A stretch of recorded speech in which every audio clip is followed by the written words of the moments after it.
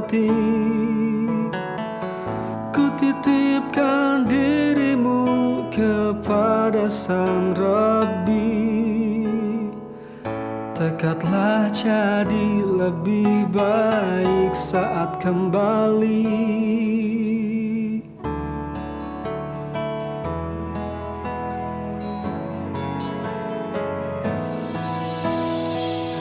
Ya Allah idina siratal mustaqim.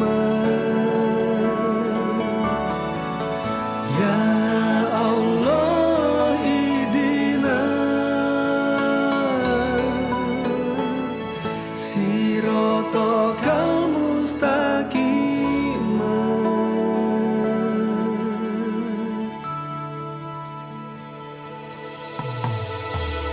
Oh wahai jantung hatiku, kuatkan hati. Sabarlah dan semangat untuk terus mendaki. Doakan kau dan aku bertemu kembali dalam bahagia dan ridho Allah dan Nabi.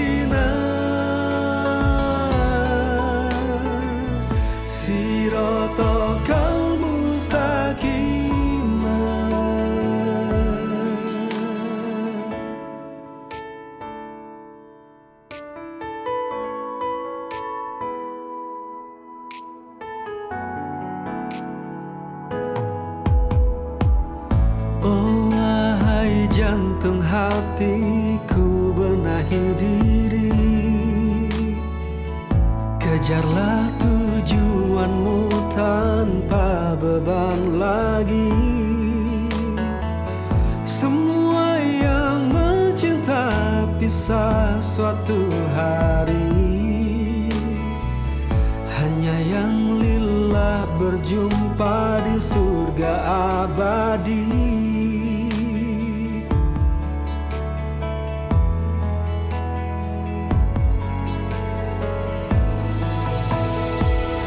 Ya Allah idina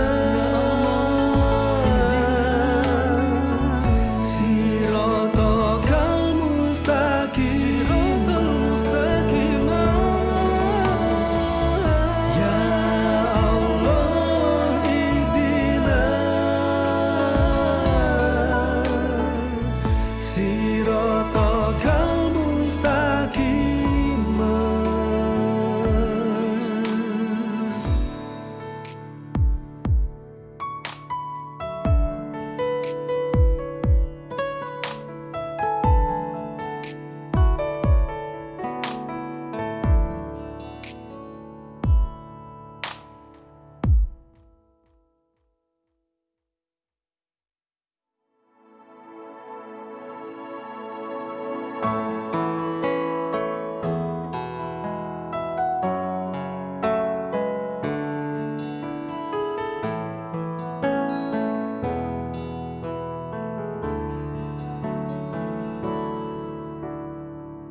Oh wahai jantung hatiku, jaga diri. Semoga Allah menjaga raga dan hati. Ku titipkan diri.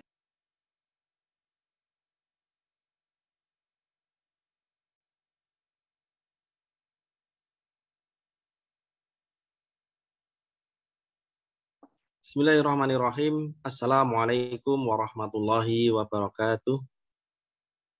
Alhamdulillahi Rabbil Alamin. Alhamdulillahilladzi hadana li hadza wa ma kunna linahtadiya laula an hadanallah. Asyhadu an la ilaha illallah wa asyhadu anna Muhammadar Rasulullah.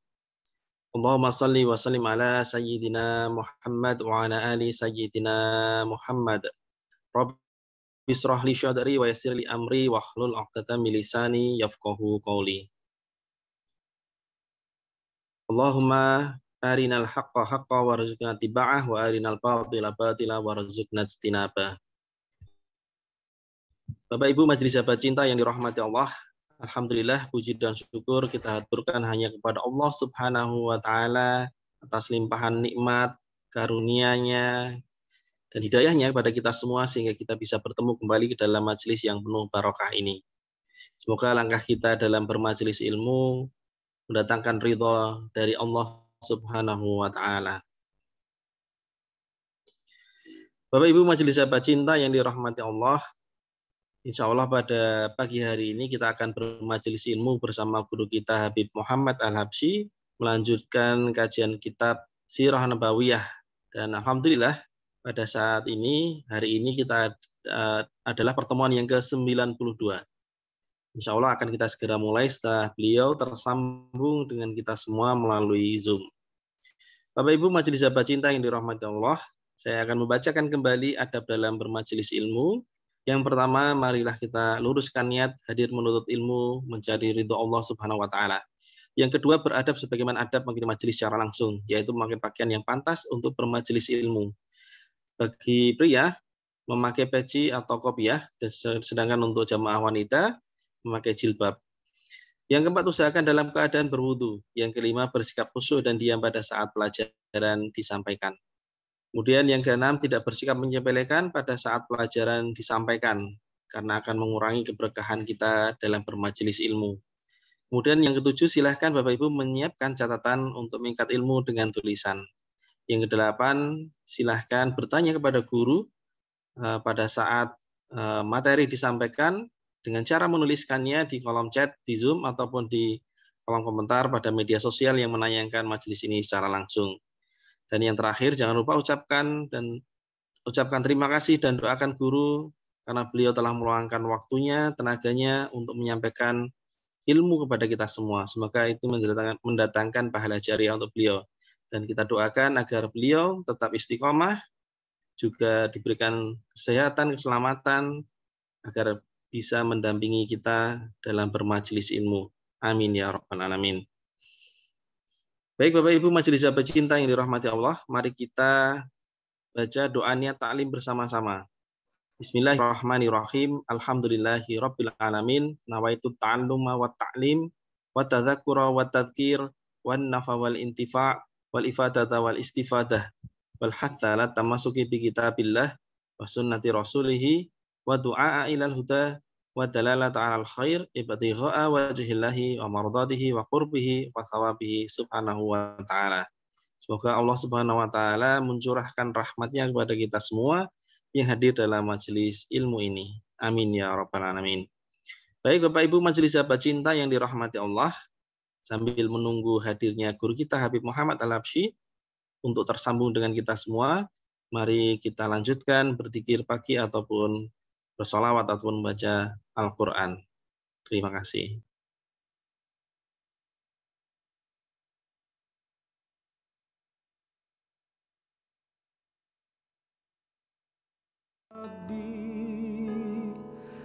Tekadlah jadi lebih baik saat kembali.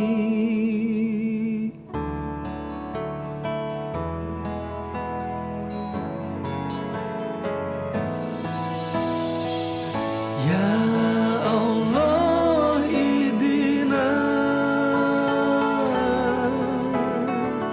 siratal mustaqim. Ya Allah idina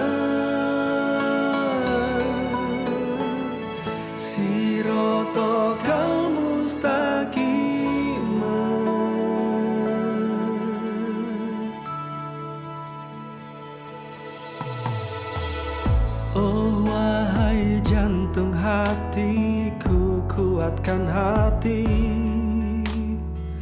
Sabarlah dan semangat untuk terus mendaki. Doakan kau dan aku bertemu kembali dalam bahagia dan ridho Allah dan Nabi.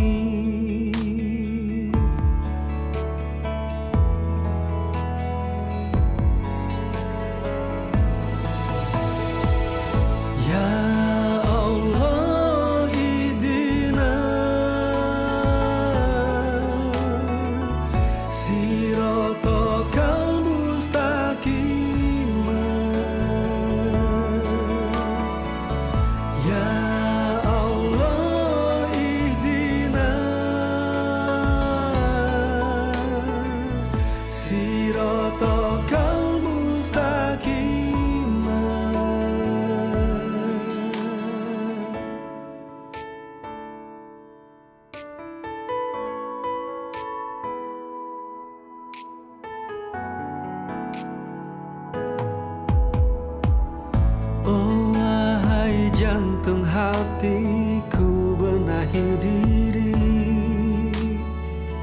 Kejarlah tujuanmu tanpa beban lagi. Semua yang mencinta pisah suatu hari.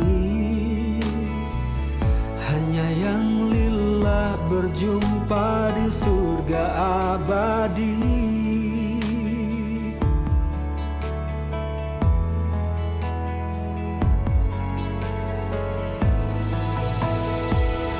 Ya Allah idina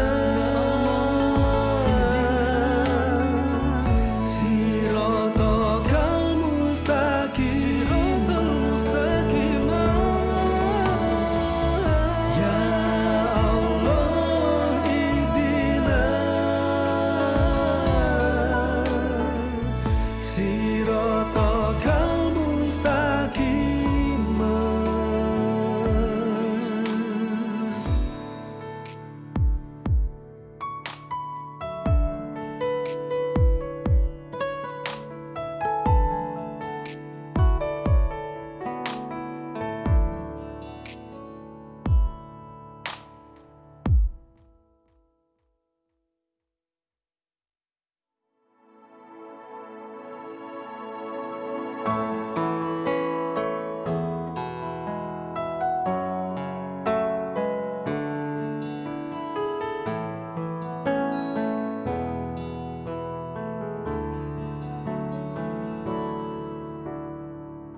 Oh wahai jantung hatiku, jaga diri.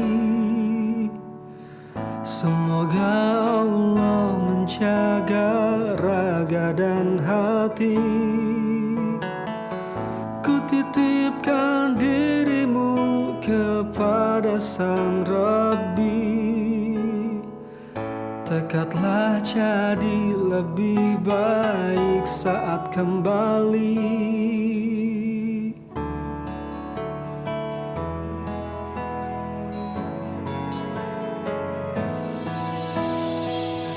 Ya Allah idina siratal mustaqim. Ya Allah idina siratal mustaqim.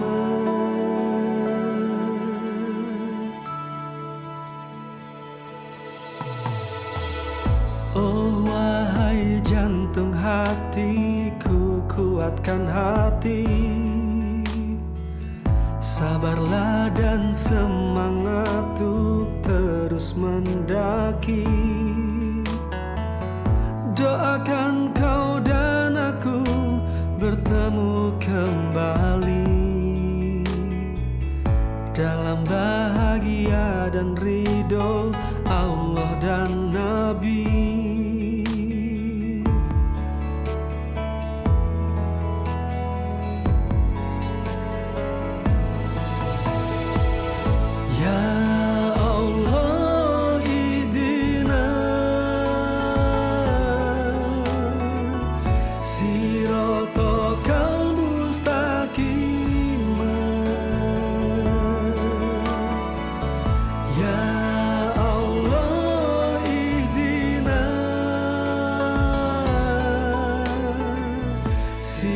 siratal mustaqim.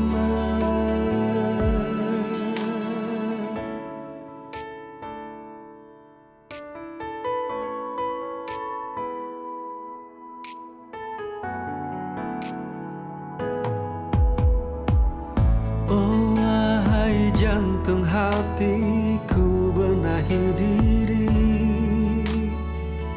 kejarlah tujuanmu tanpa beban lagi. Semua yang mencinta pisah suatu hari, hanya yang lillah berjumpa di surga abadi.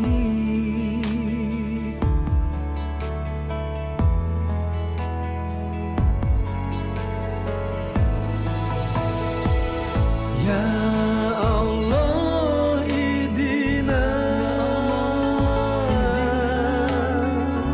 siratal mustaqim. Ya Allah idina siratal mustaqim.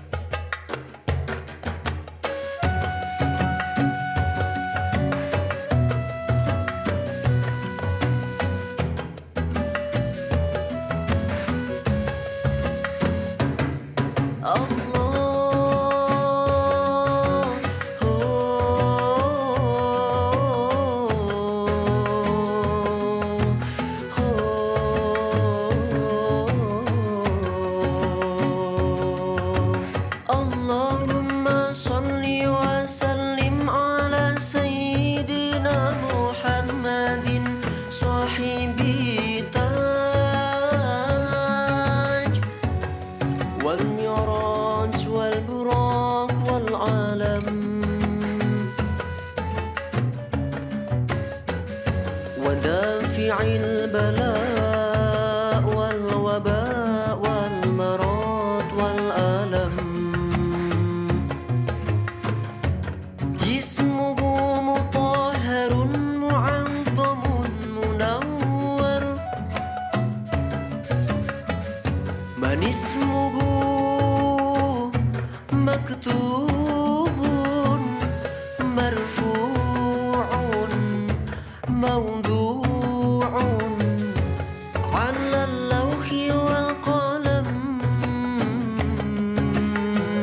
شمس الضحى بدر الدجى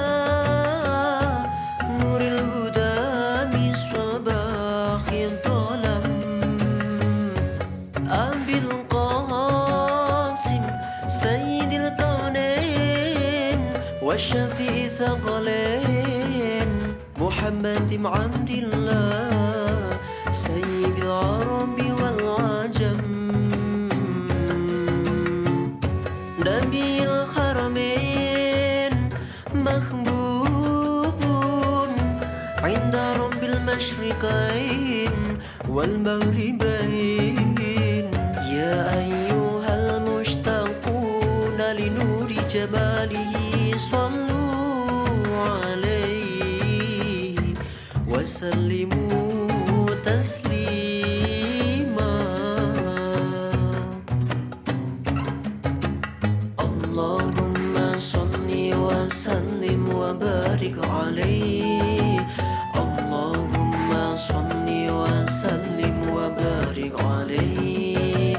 اللهم صل وسلم وبارك عليه.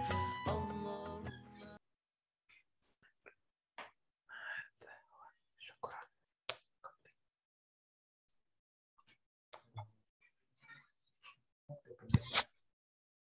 Assalamualaikum Habib. Oh, ini, sini. Ya. Waalaikumsalam warahmatullahi wabarakatuh. Alhamdulillah suara sudah masuk Habib. Gambar Gambar. yang masih belum. Bentar, ini gambar. Nah, sudah. Masuk. Alhamdulillah. J. Alhamdulillah Habib sudah tersambung. Terus nanti kabaripun Habib sehat? Sehat, walafiat, alhamdulillah. Alhamdulillah. J. Dan ini para jamaah juga sudah siap Habib, sudah hadir membaca doa bersama, membuka majelis dan siap mendengarkan pelajaran dari panjenengan. Tafadhol Habib. Ya. Bismillahirrahmanirrahim. Alhamdulillahirabbil alamin. Allahumma shalli wa sallim ala sayyidina Muhammadin wa ala alihi wa sahbihi ajma'in, amma ba'du. Alhamdulillah Allah Ta'ala berjumpakan kita semuanya melalui forum ini untuk sama-sama kita semuanya mengkaji lebih lanjut lagi perjalanan hidup dari manusia yang Allah pilihkan untuk menjadi teladan dan panutan kita semuanya, yaitu junjungan kita Nabi besar Muhammad sallallahu alaihi wa alihi wasallam. Nah, kita sekarang melanjutkan kembali tentang peperangan Bani Mustalik. Perang Bani Mustalik ini adalah satu peperangan yang nantinya mengandung banyak sekali pelajaran di dalamnya, terutama ada beberapa peristiwa penting pasca peperangan tersebut. Jadi, sebab daripada peperangan ini adalah ketika Haris bin Abi Dhirar itu mulai mengumpulkan massa untuk memerangi Rasulullah SAW. Jadi, pasca perang Ghazwatul Dzatir Riqa, ada Nabi Muhammad SAW itu kemudian juga mengalahkan kampung rampok kemarin tuh, Daumatul Jandal itu. Kemudian Haris bin Abi Dhirar ini mengumpulkan kekuatan untuk menyerang Nabi Muhammad SAW. Kabar ini sampai kepada Nabi. Akhirnya Nabi mengutus namanya Buraidah al-Aslami untuk menyelidiki. Betul nggak ini kalau mereka itu sudah bersiap-siap untuk menyerang Nabi Muhammad SAW. Akhirnya Buraidah al-Aslami itu berangkat. Maka dilihat ternyata memang mereka sudah mulai menyusun kekuatan. Mereka menyusun kekuatan. Dan setelah itu, di situ mereka mengatakan, ayo ajak siapa kaum-kaum kita yang mau ikut. Kita akan menjadi satu kekuatan sampai kita akan memusnahkan Muhammad hingga ke akar-akarnya. Pada saat itu, kata Haris bin Abi Dhirar, ya, saya juga sepakat dengan itu, mari kita percepat urusan ini. Sampainya di situ, Buraidah ketika itu,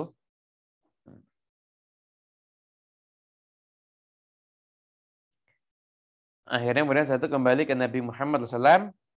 Itu berarti kalau kabarnya itu sudah valid. Kondisi di sana memang mereka sudah mulai bersiap-siap untuk menyusun kekuatan. Karena ketika itu Rasulullah SAW juga menyusun kekuatan dan Nabi Muhammad SAW bergegas untuk mendatangi mereka semuanya. Jadi memang di dalam awal-awal dakwah ini Nabi Muhammad SAW itu dia menggunakan strategi. Dan pertahanan terbaik itu adalah menyerang.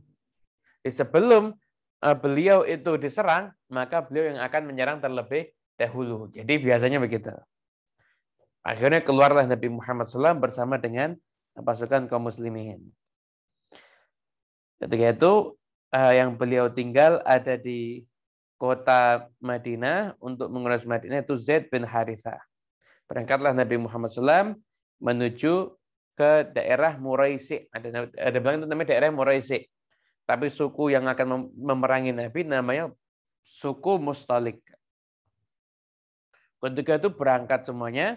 Dan di antara yang ikut perang bersama dengan Nabi SAW itu adalah orang-orang munafik. Orang-orang munafik itu nggak pernah ikut perang sebelumnya. Baru ini perang Bani Mustalik ini mereka baru mau ikut. Tujuan mereka apa? Tujuan mereka ya pengen mendapatkan harta rampasan perang. Dan memang daerah yang dituju itu nggak jauh daripada kota Madinah. Nggak jauh daripada kota Madinah. Nah, di perjalanan Nabi Muhammad SAW menuju ke tempat lokasi peperangan tersebut, datanglah seseorang dari Bani Abdul Qais. Kemudian mengucapkan salam kepada Rasulullah SAW. Mengatakan, aina ahluka, mana keluarga kamu? Birrauha, terhad nama tempat. Kamu mau kemana? Tanya sama Nabi. Karena kan mendatangi Nabi, ngajak ngobrol Nabi kan. Aina turid, kamu mau kemana? Iya, gaji itu diumi Nabi. Saya ingin mendatangi engkau, wahai Muhammad. Tujuanku hanya ingin berjumpa denganmu, karena aku mau beriman denganmu. Wa asyhadu anna ma ji'ta bihi haqqun wa uqatilu ma'aka aduwak. Aku bersaksi, yang ajaran yang kamu bawa ini adalah satu kebenaran, dan aku akan berperang bersama denganmu untuk menghadapi musuh-musuhmu. Setelah itu Rasulullah mengatakan, Alhamdulillah alladzi hadaka ilal Islam. Segala puji milik Allah yang telah memberikan petunjuk kepada kamu untuk masuk dalam agama Islam. Dan orang ini akhirnya tanya, apa sih amal yang paling dicintai sama Allah Ta'ala? Maka Nabi ketika itu menjawab, as-salatu li awali waktiha, yaitu salat ketika awal waktu itu amal yang paling dicintai oleh Allah Subhanahu wa Ta'ala. Gitu. Kemudian setelah itu Rasulullah di perjalanan mendapati mata-matanya orang musyrik. Ketahuan ini lagi mau mata-matain. Tangkap sama Nabi Muhammad. Setelah itu ditanya, dia nggak menjawab. Jadi tawari masuk Islam. Nggak mau masuk Islam. Tapi dia sama mata-matain terus. Akhirnya dieksekusi. Sampailah Nabi Islam ada di Muraisi. Kemudian setelah itu dan mereka sudah dengar. Kalau Rasulullah sudah berjalan, bahkan Rasulullah sudah membunuh mata-mata mereka. Maka ketika itu, yang sebelumnya orang-orang sekitar Bani Mustalik itu sudah menyatakan siap membantu, maka di hari itu, orang-orang itu mereka semuanya pergi. Jadi tinggal Haris bin Abi Dhirar bersama dengan kaumnya aja. Setelah itu Rasulullah buat kemah di situ. Di situ, di peperangan ini, Nabi SAW sudah mengajak dua orang istri beliau yang tercinta, yaitu Siti Aisyah dan juga Ummu Salamah. Dan setelah itu, Haris, kemudian yang di sana adalah Haris bersiap-siap untuk perang. Begitu lihat musuh itu sudah menyusun kekuatan dan lain sebagainya, barulah Nabi Muhammad SAW kemudian menyusun pasukan. Bendera kaum Muhajirin diserahkan pada Sayyidina Abu Bakar As-Siddiq, dan benderanya kaum Ansar atau Ammar bin Yasir, bendera kaum Ansar diserahkan pada Sa'ad bin Ubadah. Sebelum perang Nabi, nih bayangkan, di zaman itu tuh nggak ada etika perang, itu nggak ada di zaman itu. Iya, serbu, gempur, hancurkan itu saja. Tapi Rasulullah SAW enggak. Nabi utus Umar bin Khattab. Umar seru kepada mereka. Katakan, qulu la ilaha illallah tamna'u bihi anfusakum wa amwalakum. Kata Nabi, memerintahkan Sayyidina Umar, wahai Umar, sampaikan ke mereka. Suruh mereka bersaksi. Tiada Tuhan selain Allah, maka jiwa mereka, harta mereka itu akan terjaga. Umar lakukan itu. Nggak mau. Nggak mau mereka. Akhirnya saling melempar apa? Melempar panah. Mereka dulu yang mulai memanah. Sampai akhirnya ketika itu Rasulullah kemudian akhirnya mulai semakin panas, akhirnya saling serang. Nah, begitu saling serang, baru peperangan dimulai, maka 10 daripada panglima perang mereka, jagoan mereka sudah tewas semuanya. Akhirnya nggak perlu waktu lama, akhirnya mereka semuanya ditawan. Laki, perempuan, anak-anak, ternak semuanya itu ditawan. Itu. Nah, dari kaum muslimin tidak ada yang wafat kecuali hanya satu orang, itu Hisham bin Subabah. Hisham bin Subabah ini beliau ketika itu menjadi sasaran salah pukul. Lah orang Ansar daripada kelompok Ubadah bin Samit ketika itu lihat Hisham dikira orang musyrik, dibunuh, ternyata itu adalah sahabatnya sendiri. Orang Ansari kata Nabi, ya sudah keluarkan diyahnya. Kamu kan bunuh dengan tidak sengaja kan? Keluarkan diyahnya. Kemudian setelah itu tidak ada sengaja karena dikira musuh. Itu dipegang sama saudaranya Hisham bin Subabah namanya Mikyas bin Subabah. Begitu diyahnya diterima, yang bunuh saudaranya ini dibunuh juga sama dia. Satu dia murtad dan ke Mekah. Ke Mekah bergabung dengan orang kafir Quraisy. Ketika Fathu Makkah, Nabi SAW menghalalkan darahnya dia. Ketika Fathu Makkah dibunuh. Ini Mikyas bin Subabah ini tadi akhirnya. Dan setelah itu ketika peperangan Bani Mustalik bisa dikatakan ya nggak begitu seru lah. Kenapa? Karena ini sebentar aja mereka 10 yang hebat-hebat udah mati kok. Kaum muslimin langsung mereka semua nyerah, nah itu langsung ditawar. Nah, kalau mereka itu nyerah sebelum peperangan itu terjadi, maka mereka nggak jadi tawanan. Mereka nggak jadi tawanan. Tapi karena sudah perang, kalah, terpojok, baru mereka nyerah, makanya akhirnya mereka mau nggak mau mereka harus jadi tawanan. Nah, ketika itu di peperangan itu siarnya kaum muslimin ya mansur amit. Amit itu artinya matilah, mampuslah gitu ya, kurang lebih begitu. Itu dikatakan oleh Jubair ya. Dia itu putrinya Al-Haris ketika itu dia mengatakan, aku ketika pasukannya Rasulullah itu mendatangi dan kita di Muraisi, maka ketika itu ayahku mengatakan, wah, kita telah didatangi pasukan yang nggak ada bandingannya ini. Dan ketika itu lihat kaum muslim itu jumlahnya banyak dan persenjataannya itu komplit. Untuk Juwairiyah.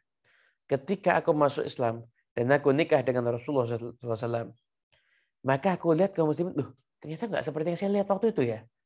Ternyata itu adalah rasa takut yang Allah berikan di dalam hatinya orang-orang yang musyrik yang akan memerangi Nabi Muhammad SAW. Ada seorang dari Bani Mustalik yang masuk Islam dan beliau mengatakan, saya ketika perang Bani Mustalik menyaksikan orang-orang yang putih begitu, dia naik kuda yang kokoh, dan saya nggak pernah lihat dia sebelumnya ataupun setelahnya. Setelah itu nggak ada lagi. Setelah itu nggak ada lagi. Nah, setelah itu kaum muslimin ketika itu pulang membawa harta rampasan perang yang sangat banyak. Perang yang sangat banyak ketika itu. Pada itu kemudian akan dibagi. Bagi ini tawanan perang ini milik siapa, ini milik siapa, dan lain sebagainya. Ketika itu sudah ditentukan oleh Rasulullah SAW. Bahkan ketika itu untanya aja 2.000 ekor unta. Kambingnya 5.000 ekor kambing. Tawanannya kurang lebih ada 200 orang. 200 orang. Nah, dan di antara tawanan tersebut adalah Juwairiyah binti Haris. Al-Haris. Al-Haris tadi yang pemimpinnya tadi kan? Itu punya putri yang bernama Juwairiyah. Itu juga menjadi tawanan dan tawannya Thabit bin Qais. Thabit bin Qais. Nah, Juwairiyah ini nama aslinya Barrah. Maksudnya Barrah. Tapi akhirnya diganti sama Nabi Muhammad SAW dengan nama Juwairiyah. Jadi itu ketika jadi tawanannya Thabit bin Qais, itu dikisahkan, Aisyah mengisahkan, Juwairiyah itu adalah seorang wanita yang wajahnya itu manis dan cantiknya itu beda, menarik sekali. Sampai la yakadu yaroha ahadun illa akhadhat bi nafsihi. Tidak ada orang yang lihat dia kecuali akan jatuh cinta dengan dia, tertarik dengan dia. Nah, ketika Nabi SAW berada bersama dengan Siti Aisyah dan ketika itu kita lagi istirahat di tempat yang dekat dengan tempat minum, itu tempat dekat dengan sungai, maka di saat itu datanglah Juwairiyah kemudian mendatangi Nabi Muhammad SAW. Kata Siti Aisyah, begitu aku lihat Juwairiyah, maka waduh, jangan sampai Rasulullah SAW lihat ini. Kenapa? Karena kelihatannya terlihat sangat cantik dan sangat menarik. Setiap orang yang lihat itu pasti jatuh cinta. Dan ketika itu, Aisyah, waduh, kalau Rasulullah SAW lihat, pasti juga akan mengakui kalau ini menarik, cantik ini, sama seperti aku, pada Siti Aisyah gitu. Sampai akhirnya, kemudian Juwairiyah mendatangi Rasulullah SAW. Ya Rasulullah, ini imra'atun muslimah. Aku adalah wanita muslimah. Aku bersaksi dari utusan Allah, dan engkau adalah utusan Allah. Dan aku adalah Juwairiyah, putrinya Al-Haris bin Abi Dhirar, pemimpin daripada kaumnya. Dan engkau telah mengetahui apa yang terjadi di antara suku kami, dan aku sekarang menjadi berada di tawanannya Thabit bin Qais. Thabit bin Qais. Kemudian aku saat ini harus menebus kemerdekaan, harus menebus kemerdekaanku. Juwairiyah. Jadi aku nih jadi tahunya Thabit bin Qais. Atau juga ada lewat, jadi itu punyanya dua orang, Thabit bin Qais sama satu orang lagi, sepupunya Thabit bin Qais. Sama Thabit bin Qais dikasih pohon kurma di Madinah, jadi punya Thabit bin Qais. Saya tuh Juwairiyah harus bayar kemerdekaannya pada Thabit bin Qais. Tapi beliau nggak mampu ketika itu. Kata Juwairiyah, ya Rasulullah, tolong bantu aku untuk menyelesaikan tebusan untuk kemerdekaanku. Nah, sama Nabi SAW tanya, mau enggak saya kasih yang lebih bagus daripada itu? Kata Juwairiyah, apa itu ya Rasulullah? Ya udah, kamu saya tebus, saya merdekakan, setelah itu kamu saya nikahi. Langsung mau Juwairiyah. Naam ya Rasulullah, qad fa'altu. Saya mau, saya terima itu ya Rasulullah. Ya Rasulullah kemudian mendatangi Thabit bin Qais, yaitu ngasih tebusannya itu. Kata Thabit, ya Rasulullah, nggak usah ditebus. Itu buat engkau ya Rasulullah. Bi abi wa umi, demi ayahku demi ibuku, ambil Rasulullah. Itu buat engkau, nggak usah pakai ditebus. Tapi Nabi Muhammad SAW nggak mau, enggak. Pokoknya harus saya tebus. Jadi mentalnya Nabi itu bukan mental cuma nerima gitu loh. Jadi gentle sekali Rasulullah SAW itu. Anda kan lihat kan ketika hijrah itu gimana Nabi Muhammad. Terus Rasulullah kan ketika Sayyidina Abu Bakar sudah nyiapkan sama Nabi dibayar kan? Bersamaan, bil ujrah. Ini saya bayar. Dia nggak mau cuma gratis-gratisan gitu, nggak mau Rasulullah. Pokoknya ketika pertemuan sebelumnya, ketika perang Dzatur Riqa pulang, Rasulullah mengatakan, Jabir, jual sama aku ya? Enggak, ya Rasulullah, ini buat engkau. Rasulullah ya, terus bilang, oh ya terima kasih. Nggak begitu. Nggak mau Nabi Muhammad. Nggak mau. Ketika itu Rasulullah juga kata Thabit bin Qais, ambil Rasulullah ini buat engkau. Ambil aja. Dan ketika itu kata Rasulullah, enggak, tetap dibayar sama Nabi Muhammad SAW, dimerdekakan, akhirnya dinikahi oleh Rasulullah SAW. Nah, setelah itu, begitu lihat Nabi menikahi Juwairiyah, saat itu tawanan Banu Salik itu jumlahnya ada 200 orang. Begitu lihat Nabi menikahi Juwairiyah, maka orang-orang kaum muslimin lihat itu kemudian mengatakan, wah, ipar-iparnya Nabi ini, keluarga mertuanya Nabi ini, akhirnya dibebaskan. Jadi ketika itu yang dibebaskan adalah 100 orang. Kata Aisyah itu sekalipun ini madunya, tapi tetap memberikan penilaian yang objektif, yang positif. Kata Aisyah, karena berkat Juwairiyah dinikahi sama Rasulullah, dimerdekakan 100 orang daripada keluarganya. Aku tidak pernah mengetahui ada seorang wanita yang mendatangkan berkah untuk keluarganya sebagaimana Juwairiyah. Jadi dimerdekakan semuanya ketika itu. Nah, ada sih yang bukan keluarga Juwairiyah mungkin tetap ditawan sebagai budak, tapi ketika itu rata-rata dimerdekakan. Nah, apakah Nabi menikahi Juwairiyah karena cantik? Anda salah paham untuk itu. Enggak. Rasulullah SAW menikahi Juwairiyah bukan karena cantik. Semua istri Nabi itu Nabi nikahi itu semuanya karena perintahnya Allah Subhanahu wa taala. Buktinya apa? Buktinya diriwayatkan nih di kitab ini, kitab Subul Huda wa Rasyad, dan ini juga masyhur di bawah kitab-kitab yang lainnya, bahwasanya Juwairiyah, beliau mengatakan, aku bermimpi tepat 3 malam sebelum kedatangannya Nabi Muhammad SAW. Aku lihat ada rembulan itu berjalan dari Yathrib sampai masuk ke perkampunganku, sampai masuk ke kamarku rembulan tersebut. Dan ketika itu aku nggak ngasih tahu siapapun. Ketika Rasulullah SAW datang kepada kaum kami, dan kami akhirnya kalah dan tertawan, maka aku berharap mimpi itu jadi kenyataan. Setelah aku dimerdekakan dan aku dinikahi, barulah setelah itu aku menceritakan ini semuanya kepada orang-orang yang lainnya. Jadi memang sudah pilihan. Tapi sudah ditentukan oleh Allah Subhanahu.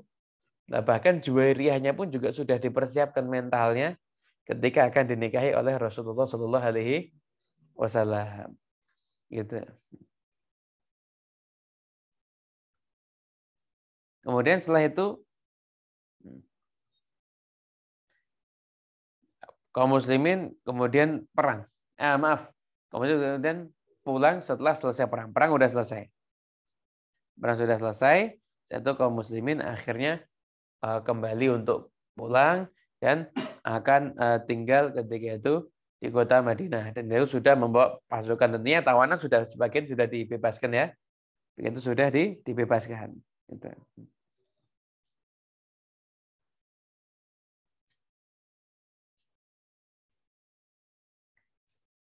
Nah, kemudian saya itu di perjalanan pulang, Nabi Muhammad SAW itu berhenti. Biasanya kalau pasukan itu mereka akan berhenti di tempat-tempat yang di situ ada sumber air. Kenapa? Karena mereka harus minum. Nanti mereka bawa bekal air itu untuk mereka bawa selama perjalanan. Ketika sampai di sumber air ketika itu ada namanya Sinan bin Wabar. Sinan bin Wabar itu dia bawa air. Kemudian satu juga ada Jahjah bin Mas'ud. Jahjah bin Mas'ud. Jadi Jahjah bin Mas'ud ini ngambil air, Sinan bin Wabar juga ngambil air. Itu. Setelah itu di perjalanan ternyata mungkin salah yang beda. Ini air kamu ini hasil ribut. Akhirnya ribut. Setelah itu Jahjah ini adalah budaknya Sayyidina Umar bin Khattab. Jahjah benar mukul Sinan.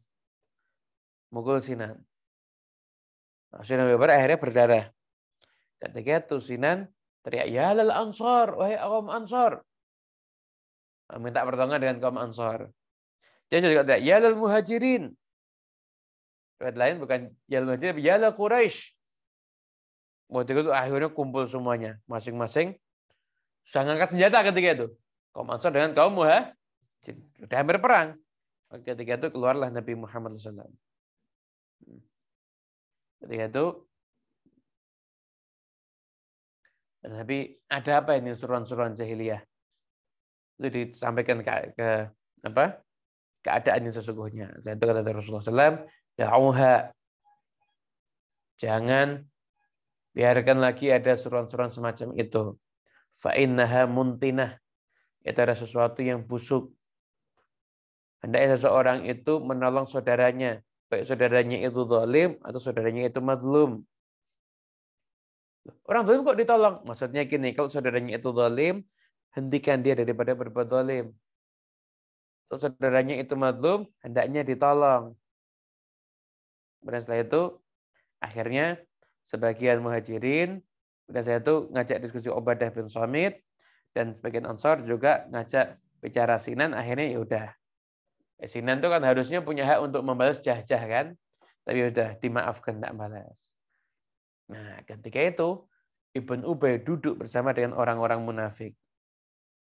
Dengan orang-orang munafik di situ ada beberapa orang. Nah, di antara orang-orang itu ada Zaid bin Arqam, masih kecil. Zaid bin Arqam itu masih kecil. Mungkin bisa saya katakan baru-baru balik lah. Ketika itu Abdullah bin Ubay duduk sama orang munafik, dikira itu kelompok semua, nggak tahu ada Zaid bin Arqam di situ. Setelah itu Ibn Ubay marah. Nggak ada nih hari memalukan seperti hari ini. Ini kaumku ini sudah berbuat sesuatu yang kelewat batas. Nggak mau patuh sama aku. Lihat tuh akhirnya. Apa yang mereka lakukan? Mereka sekarang tinggal di tempat kita. Setelah itu bergabung dengan kita. Kita tolong mereka, bahkan mereka mengingkari jasa kita. Ini orang-orang Quraisy ini. Mereka diusir, kita tolong, malah mereka mengingkari jasa kita. Tahu enggak? Ibarat apa enggak? Apa enggak? Hubungan kalian dengan orang-orang Quraisy ini, sammin kalbak yakulak. Sammin kalbak yakulak. Gemukkan anjingmu, nanti anjingmu akan memakan kamu. Dan setelah itu Abdullah bin Ubay juga kemudian ngancam-ngancam macam-macam. Dia bilang dia nanti sesampainya ada di kota Madinah, lihat aja. La yukhrijannal a'azzu minhal adzal. Orang-orang yang mulia, orang-orang yang terhormat, nanti dia akan mengusir daripada orang-orang yang hina. Jadi ketika itu Abdullah bin Ubay sudah mencari celah untuk memprovokasi pasukannya Rasulullah Shallallahu Alaihi Wasallam. Jadi mereka ngomong kepada orang-orang Ansar, kalian salah. Kalian itu berjasa, tapi Muhajirin ini menjadi benalu. Ini kalau Muhajirin kamu biarkan terus, hasilnya apa nih Muhajirin? Nanti mereka akan makan kamu. Ibarat kamu gemukkan anjing, yang suatu saat anjing itu akan memakan kamu. Nah, Abdullah bin Ubay itu menyampaikan itu ketika dengan kelompoknya saja. Jadi ketika itu dia merasa nggak ada orang lain. Tapi dia nggak tahu ternyata di situ ada Zaid bin Arqam. Arqam itu masih anak-anak. Akhirnya Zaid bin Arqam ini menyampaikan kepada Rasulullah Shallallahu Alaihi Wasallam. Jadi ternyata kasus pemukulan tadi itu sekalipun menurut sebagian sahabat sudah selesai, ternyata belum selesai. Orang-orang Ansar itu misi rawan untuk bisa diprovokasi ketika itu. Abdullah bin Ubay itu pasti masuk di semua momen yang di situ dia bisa menghancurkan umat Islam. Pasti dia akan terlibat di situ. Dia lihat, oh saatnya ini. Mulai lagi dibangkitkan fanatisme kesukuan, atau mulai lagi diprovokasi. Nah nanti kita akan lihat insya Allah di pertemuan yang akan datang, akan kita bahas. Nanti bagaimana strateginya Nabi. Kita akan lihat apa yang terjadi. Bagaimana Nabi SAW mengatasi konflik Muhajirin dan Ansar. Dan bagaimana strategi Nabi yang luar biasa. Nanti akan kita sampaikan di pertemuan yang berikutnya. Ketika harus menghadapi konflik antara kaum Muhajirin dan Ansar. Itu rawan darah. Tidak boleh dianggap enteng. Kenapa? Karena ini bukan urusan sepele. Tapi ini urusan menyangkut kaum muslimin. Itu kaum muslimin ketika itu sudah tenang, tentram, aman, dan damai. Musuhnya aja orang kafir Quraisy di Badar nggak berani datang kok. Iya kan? Namun setelah itu apa yang akan terjadi insya Allah nanti kita akan bahas di pertemuan yang akan datang. Allah.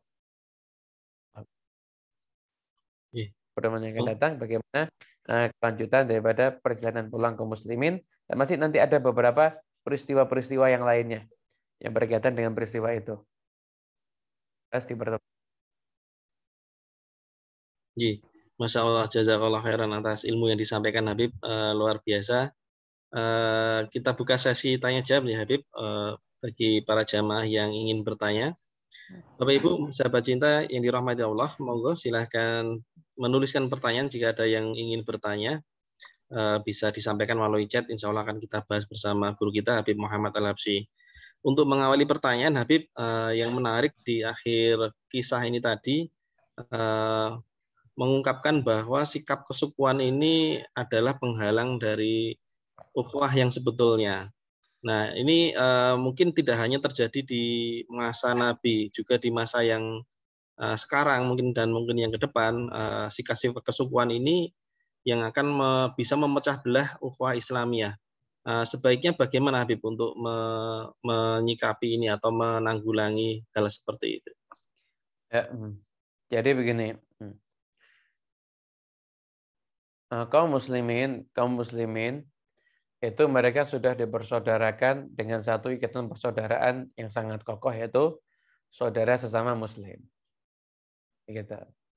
Lalu bagaimana dengan fanatisme kesukuan? Kalau seseorang itu mencintai daerah di mana dia itu tinggal, di daerah di mana dia itu tinggal, itu bukan termasuk fanatisme yang dilarang.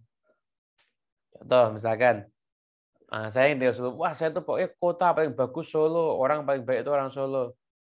Itu bukan termasuk sesuatu yang dilarang, karena memang orang itu pasti punya naluri untuk mencintai daerah di mana dia itu tinggal. Makanya kan banyak orang-orang yang sekalipun sudah sukses, nggak mau pindah ke kota, lebih senang tinggal di desa kan kadang-kadang karena nggak cinta sama daerahnya itu, itu nggak ada masalah. Masalah itu timbul ketika sudah mulai menyangkut tentang urusan syariat. Seperti misalkan kalau ada problem, orang Solo itu nggak mungkin salah. Itu baik fanatisme yang sifatnya daerah ya, kedaerahan. Dan juga kesukuan. Suku saya itu yang paling bagus. Selama Anda berpendapat begitu untuk diri Anda, silahkan. Tapi kalau sudah salah satu dari suku Anda berbuat salah dan tetap Anda bela, berarti pembelaan Anda sudah nggak objektif. Itu yang dilarang. Jadi fanatisme itu yang dilarang adalah ketika seseorang itu sudah meninggalkan yang hak dan justru menolong yang batil. Gitu. Baik Habib, terima kasih atas penjelasannya. Berikutnya Habib tentang keluarga Juwairiyah yang dibebaskan tadi, karena Juwairiyah sudah diperistri atau dinikahi oleh Rasulullah SAW. Apakah di antara yang dibebaskan itu termasuk pimpinan mereka, yaitu ayahnya Juwairiyah, Haris bin Abi Dirar? Ya. Jadi di antara yang dibebaskan ketika itu adalah Haris bin Abi Dirar juga. Abi Dirar, dan akhirnya Haris bin Abi Dirar pun juga akhirnya masuk Islam. Walaupun ketika itu Haris bin Abi Dirar mungkin ya masuk Islamnya agak terlambat, tapi tetap yang dibebaskan juga. Nah, kalau keluarganya Juwairiyah aja yang lainnya bebas, kenapa lagi ini kan hitungannya mertuanya Nabi, ini kan mertuanya Nabi Muhammad SAW. Makanya kalau kita lihat istri-istri Nabi ini macam-macam. Kadang Nabi nikah dengan putri sahabatnya, Nabi juga nikah dengan putri musuhnya. Itu kan? Nabi nikah dengan putri sahabatnya, juga nikah dengan putri musuhnya. Nabi nikah dengan perempuan yang lebih tua, Nabi juga nikah dengan perempuan yang jauh lebih muda. Itu semuanya terjadi adalah untuk kita semua bisa mengambil pelajaran daripada kehidupannya Rasulullah SAW. Baik Habib, terima kasih atas penjelasannya. Ini ada pertanyaan yang masuk Habib. Assalamualaikum warahmatullahi wabarakatuh. Izin bertanya Habib, titipan dari teman. Pertanyaan adalah, bolehkah seorang suami itu menikah lagi tanpa izin dari istri pertama? Apakah pernikahan yang dilakukan tanpa sepengetahuan istri dan keluarga tersebut itu sah? Jadi syarat pernikahan itu adalah adanya wali. Kemudian setelah itu juga ada 2 orang saksi. Setelah itu menyiapkan mahar, kemudian ijab dan qabul. Jadi kalau ditanya secara fikih sah atau tidak sah, jawabannya sah-sah aja. Sah saja. Jadi ketika seorang pria, entah itu jadi suami atau belum, seorang pria nikah tanpa sepengetahuan siapapun daripada keluarganya. Pria nikah tanpa sepengetahuan siapapun daripada keluarganya, nikah dengan seorang perempuan. Sah apa nggak sah? Yang penting keluarga perempuan itu tak harus tahu. Kenapa? Karena kan ada walinya, kan umumnya begitu kan, ada walinya. Walinya kemudian yang menikahkan, laki bayar mahar. Selesai, pernikahannya itu hukumnya sah. Jadi kalau dilihat secara fikihnya hukumnya sah. Namun secara efek sosial dan dampak-dampaknya yang mungkin baru dipertimbangkan dan dimusyawarahkan antar masing-masing keluarga. Begitu. Baik, Habib, terima kasih penjelasannya. Satu lagi pertanyaan yang terkait dengan hal itu, Habib. Kebetulan kemarin ada yang bertanya, jika seorang janda itu dan keluarganya itu masih beragama non-muslim sehingga tidak bisa menjadi wali, itu apakah boleh menikah dengan wali hakim, Habib? Jadi tentunya ketika seorang perempuan udah nggak ada walinya nanti jadi wali hakim. Walinya nanti jadi wali hakim. Kenapa? Karena kan non-muslim kan walinya. Wali hakim nanti akan menikahkan. Nah, kriteria wali hakim kita ini berarti seperti kan apa? KUA, Kemenak. Oh, ditunjuk oleh pemerintah. Jadi wali hakim ini juga harus dari pemerintah, Kemenak. Ya. Kalau masih ada dari pemerintah, ya harus dari pemerintah. Kecuali dari pihak pemerintah menetapkan harus bayar sekian, baru nanti bisa cari wali hakim yang lainnya, tapi itu ada pembahasan tertentu dalam kitab fikih. Iya, baik. Pertanyaan berikutnya, Habib, yang masuk. Assalamualaikum warahmatullahi wabarakatuh. Izin bertanya, Habib. Saya sedang belajar dan terus berlatih untuk menumbuhkan rasa cinta kepada Rasulullah SAW dan juga dzurriyyahnya. Kalau dengar kisah sedih atau kisah kebaikan tentang Rasulullah, saya menangis. Tapi di sisi lain, kadang saya merasa munafik dan dusta karena ibadah saya masih sangat kurang, masih terasa berat. Mohon pencerahan, mungkin mohon nasihatnya, Habib. Jadi yang paling penting adalah kita semuanya berupaya untuk menumbuhkan rasa cinta dalam hati kita kepada Rasulullah SAW. Apakah sah orang yang mencintai Nabi, sedangkan amalnya itu ternyata masih jauh? Jadi cinta itu terkadang beda dengan amal.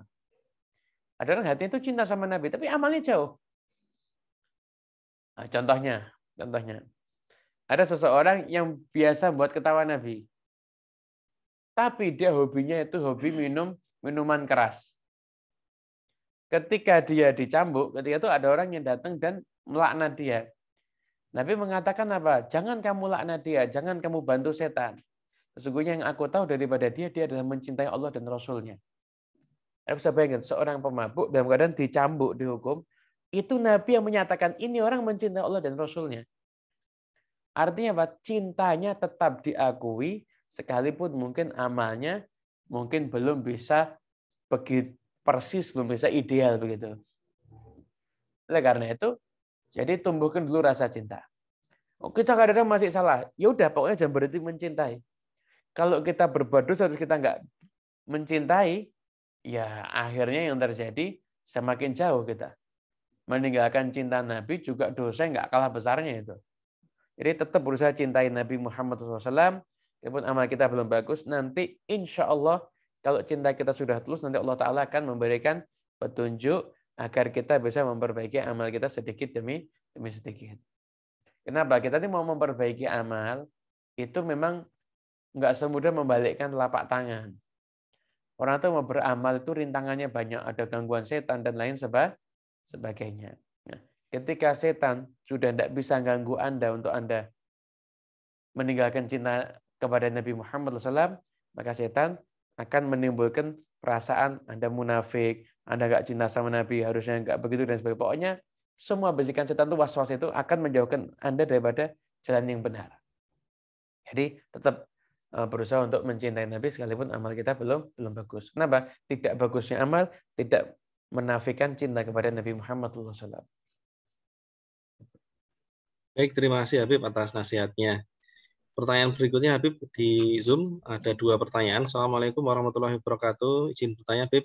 Pertama, jika seseorang sedang menjalankan operasi sampai jam 5 dari waktu zuhur sampai asar, lalu saat maghrib belum sadar karena obat bius. Apakah sholatnya wajib diqodho, Habib, setelah sadar? Yang kedua, ya itu dulu aja, Habib. Nanti yang kedua setelah. Ya. Jadi gini. Jadi orang yang dibius, kemarin kan dia pingsan kan? Orang yang pingsan. Dan dia kemudian tidak mengerjakan sholat. Ketika bangun gimana? Ya dia wajib untuk mengqadha sholat. Sama kasusnya seperti orang yang tidur. Orang yang tidur dan dia akhirnya meninggalkan sholat, ketika bangun nanti dia harus mengqadha daripada sholatnya yang ditinggalkan tersebut. Gitu. Kalau misalkan dia baru bangun isya, dia maghribnya dia juga ketinggalan, maghrib masih bisa dijamak ya, karena walaupun jatuhnya juga qadha karena dia bukan musafir ya. Sudah maghribnya dikerjakan, itu zuhur asar juga dikerjakan kalau memang belum dia kerjakan. Gitu. Jadi sholat ketika orang itu meninggalkan itu karena udzur, dan ini kan nggak sadar. Jadi ya udah mau nggak mau memang ditinggalkan sama dia. Nanti harus dia qadha. Makanya yang juga harus qadha itu adalah ketika syarat dan rukun tidak bisa terlaksana dengan sempurna. Seperti kondisi macet. Dia di mobil, keluar dari mobil nggak bisa. Dan itu sudah hampir keluar waktu sholat. Gimana? Tetap sholat di mobil sebisanya. Sholat di mobil sebisanya, nanti sampai di rumah, sholat yang dilaksanakan di mobil itu harus dia ganti. Begitu. Iya, baik Habib. Pertanyaan yang berikutnya, Habib, tentang jika di rumah kita itu terdapat 3 masjid yang berdekatan. Saat adzan berkumandang, waktunya itu berbeda-beda, beberapa menit. Jika kita ada acara, maka sholat lebih dulu. Untuk patokan masjid yang paling dekat dengan rumah kita, atau masjid yang sejajar dengan rumah kita, atau yang sebelah barat dengan rumah kita, Habib, untuk memulai sholat terlebih dahulu. Sebetulnya kan terpautnya jadi begini. Tergelincir matahari itu ada hitungan falaknya setiap hari. Biasanya 4 menit setelah waktu asli tergelincir matahari, 4 menit setelah waktu asli tergelincir matahari, 4 menit ya, setelah waktu asli daripada tergelincirnya matahari, itu baru dikumandangkan azan. Terus ini sekarang, ini pertanyaan sholatnya kita mau sholat dulu, gimana? Ya udah, kalau sudah ada 2 masjid, 3 masjid, sholat aja. Atau mungkin yang paling akhir, biar kita lebih aman. Selama yang paling akhir nggak parah loh ya. Akhir itu nggak parah. Kayaknya penting juga kita ngerti jam waktu sholat. Ini masuk atau zuhur jam sekian. Jadi kita nggak tergantung dengan adzan. Adzan itu sebenarnya pemberi waktu. Nah, kalau di daerah, kalau biasanya orang-orang soleh itu biasanya mereka sudah tahu masjid langganan, masjid yang diurusi dengan benar. Ilmu adzannya ditertibkan. Itu nanti yang mereka jadikan patokan itu. Masjid ini adzan ya berarti masuk waktu sholat. Ini kalau waktu zuhur nggak ada masalah. Yang repot itu waktu maghrib, bulan Ramadan, itu yang paling repot. Itu yang paling susah itu waktu maghrib bulan Ramadan. Iya, Habib. Itu. Berikutnya, Habib, pertanyaan yang di Zoom. Assalamualaikum warahmatullahi wabarakatuh.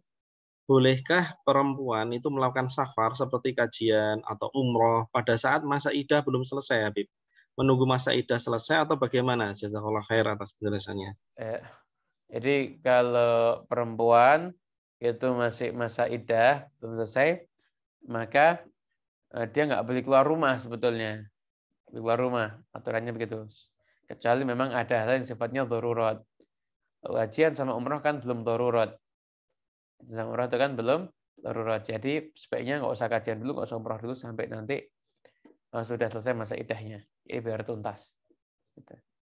Misalkan sekarang kerja dan lain sebagainya. Kalau kerja kan darurat. Kalau dia nggak kerja, siapa yang mau ngasih makan keluarganya? Misalkan seperti itu ya darurat, ya nggak ada masalah kalau seperti itu. Baik, Habib. Satu lagi ada pertanyaan titipan, Habib, terkait dengan tadi masih ada kaitannya dengan ketika waktu adzan, kita masih ada agenda thalabul ilmi atau kajian, Habib. Yang diutamakan terlebih dahulu bagaimana? Apakah meneruskan kajian ini sampai selesai, diundurkan waktu sholatnya, atau sholat dulu? Jadi gini, tengah-tengah kajian adzan, gimana? Sampai selesai apa? Itu mesti di awal waktu. mesti dapat fadilah awal waktu itu. Dengan adzan, gimana? Kajian dulu atau selesaikan kajiannya? Selesaikan kajiannya. Itu mesti dapat pahala awal waktu. Karena Abdullah bin Abbas juga pernah. Dia lagi kajian, sudah masuk waktu sholat. Ada orang teriak, sunnah, sholat. Kata Abdullah bin Abbas, kamu ngajarin aku sunnah. Aku pernah lihat Nabi Muhammad SAW itu khutbah, sampai akhirnya zuhur asar itu dijamak. Gitu. Ada bilang itu bukan jamak asli, tapi jamak suri, jamak gambarannya. Tapi zuhurnya itu sampai mepet asar, yaitu lama dan asar, sholat asar, yaitu Nabi SAW melanjutkan ceramahnya lagi. Jadi nggak ada masalah. Kalau misalkan di awal waktu itu ada kesibukan yang sifatnya positif seperti pengajian dan sebagainya, monggo aja, silakan aja, tidak ada masalah. Ji, baik Habib. Terima kasih atas penjelasannya. Dan alhamdulillah ini semua pertanyaan sudah disampaikan dan sudah dibahas, Habib. Alhamdulillah. Tidak ada lagi. Mungkin ada sesuatu yang disampaikan sebagai penutup dari panjenengan, monggo. Cukup insya Allah ya. Cukup. Dan berkah manfaat semuanya insya Allah. Amin, amin ya rabbal alamin. Mohon doanipun untuk menutup, Habib. Al-Fatihah bil qabul wa al-iqbal sarahmah tahlan lakum futuhal arifin fikihna yakum fitin alimna wa yakum mata'al wahdin wa yakum lasawi sabil. Rabbana atina fid dunya hasanah wa fil akhirati hasanah wa qina adzabannar. Amin bisirril Fatihah.